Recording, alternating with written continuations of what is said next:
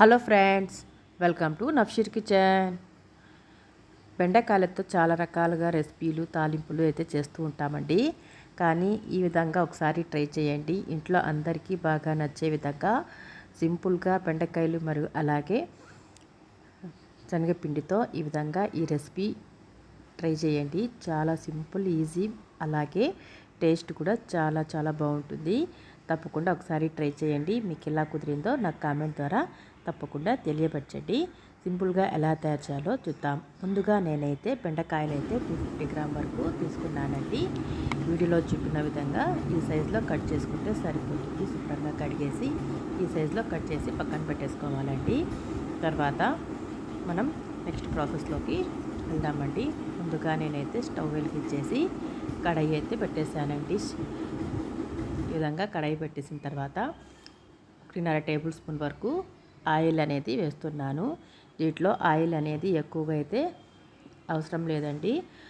చూసారు కదా, 1.5 table spoon అయితే సరిపోతుంది. నూనె కాగాక 1/2 స్పూన్ జీలకర్ర అయితే వేస్తున్నాను. మీకు కనుక ఆవాలు మినపప్పు నచ్చినట్లయితే చేసుకోండి. ఈ తాలింపులో అవేవి అక్కర్లేదండి. సింపుల్గా మనం ఇలా ట్రై చేస్తే చాలా బాగుంటుంది. అలాగే 2 వెల్లుల్లి రెమ్మలను కచ్చాపచ్చగా దంచి ఇందులో వేస్తున్నాను. ఇది కొద్దిగా కలర్ మారేంత వరకు మనం దీన్ని ఫ్రై చేసేసుకొని ముందుగా కట్ చేసి పెట్టుకున్న బెండకాయ ముక్కలను కూడా ఇందులో వేసేయాలండి. ఒకసారి ఈ విధంగా బాగా కలిపేసి మూత అయితే పెట్టనవసరం లేదండి.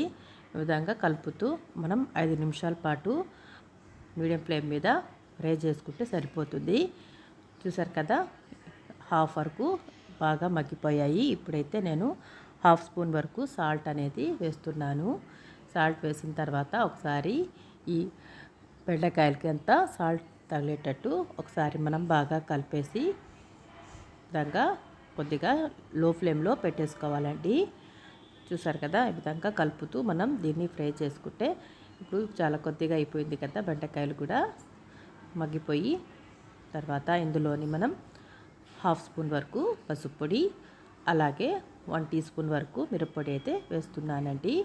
1/2 స్పూన్ వరకు ధనియాల పొడి వేసి ఒకసారి బాగా కలపాలండి.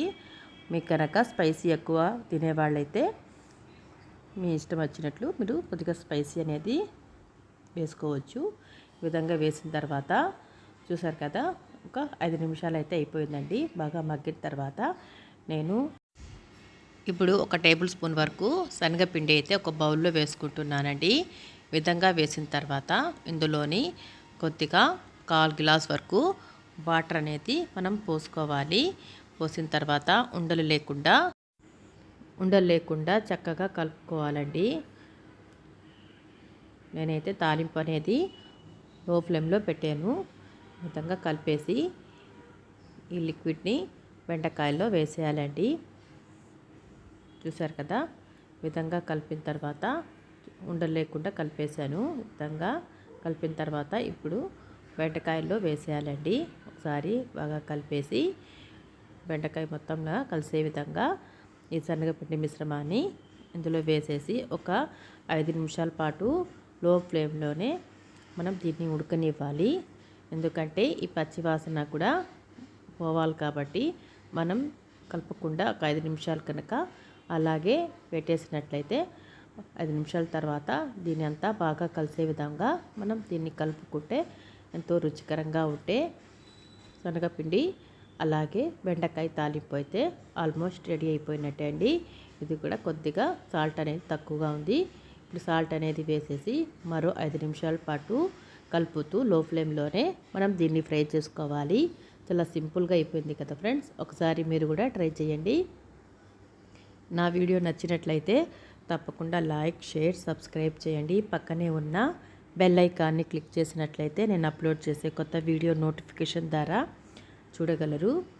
ఇంతే ఫ్రెండ్స్, ఈజీగా అయిపోయే బెండకాయల ఫ్రై అయితే రెడీ అయింది. ఈ వీడియో చూసినందుకు థ్యాంక్ యూ.